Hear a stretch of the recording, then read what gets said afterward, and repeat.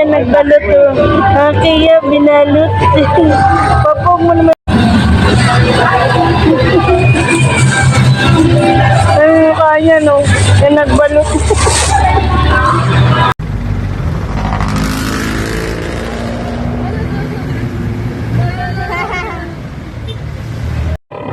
Ngayong araw nga ay may birthday party kami pupuntahan sa Batasan Hills, Quezon City.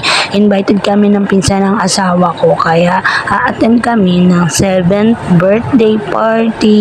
Yay! Ayan, nasa tricycle na kami at sumakay na rin kami ng jeep papunta doon. Sa sobrang bilis nga ni Kuya ay para kami nagsisigsag. Sobrang kapit ko nga sa jeep ay baka mahulog kami. Natutuwa naman ako kay Kuya dahil nabilis kami nakarating. Hindi siya mabagal magpatakbo, hindi kagaya ng ibang driver na kahit hindi naman sasakay hinto ng hinto sa kanto. Imbes isang oras ka lang nasa biyahe, aabot ka pa ng 3 oras. Napakagaling naman talaga ni Kuya at fresh na fresh pa ang hangin na nalalanghap dahil sa sobrang open ng bintana ng jeep. Yang nakita niyong mga puno na yan, nasa UP campus na kami na dumadaan. Sa labas lang naman ng UP. Halos mapuno nga namin yung jeep namin nasakyan o sa dami namin.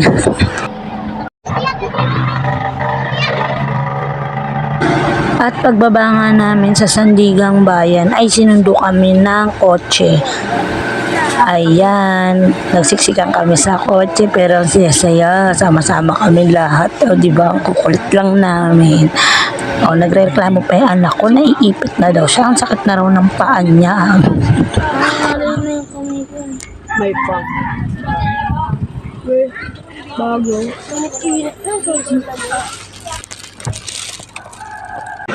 Sa wakas ay dumating na rin kami sa venue. Ayan, ang cute ng decoration nila, ang design. Ayan, happy birthday Aiko. As usual, maaga kami dumadating pag ganitong mga party na naghanap agad kami ng mauupuan at thank you pala sa pag-invite sa pinsan niyang asawa ko kay Ate Canet Aileen de la Cruz at sa kanyang partner na kay Adelaida Kakisa. Oh, thank you so much. Nag-enjoy kami. Hi, Tyler. Bakit malungkot si Bebe? Wala kasi na malungkot.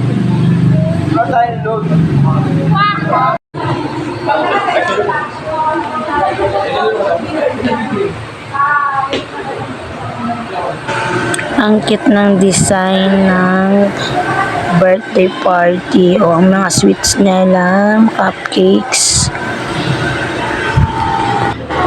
Hindi ko na siya natikman lahat dahil busog na ako. Kaya naman, nag-start na ang party.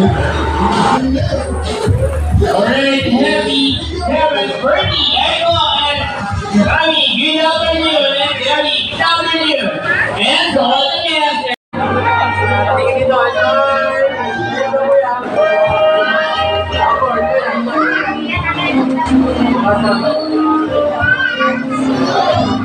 Seven Roses naman si Matmat at ang bunso kong si Sian.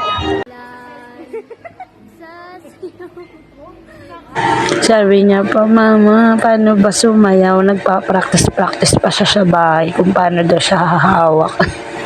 Kasi naman, mag-18 roses din siya sana dati sa ate niya. Kaso, na-late kami kaya hindi niya na-try. Ngayon lang niya nasubukan.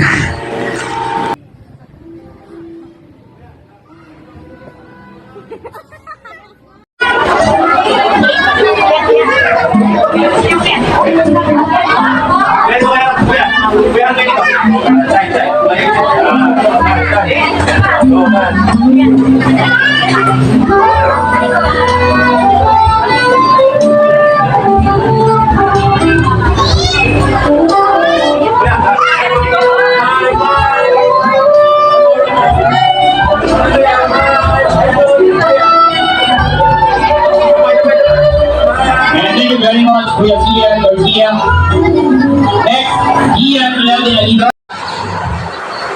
This is it, pansit. O, ayan, kainan time na. Nakita niyo naman yung pagkain namin. So, hindi namin yan naubos. Kaya naman, ano nang gagawin kapag hindi naubos yung pagkain? O, di ba? Madami din kasi yung serving ng cater. Tapos yung mga bata, hindi rin naman nila nakakain lahat.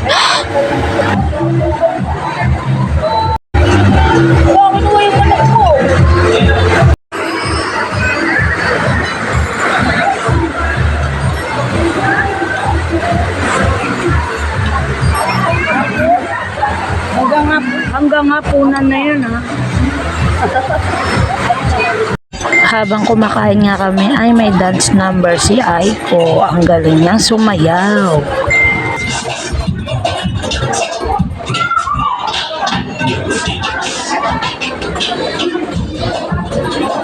Wow, ang galing naman ng ating birthday celebrator. At ito na nga ang favorite part ko mga kasis. Ang magbalot tayo ng ulam dahil marami tayong tira. Yung may asawa ko, nutusan ko siya. At dahil busog na kami, bye!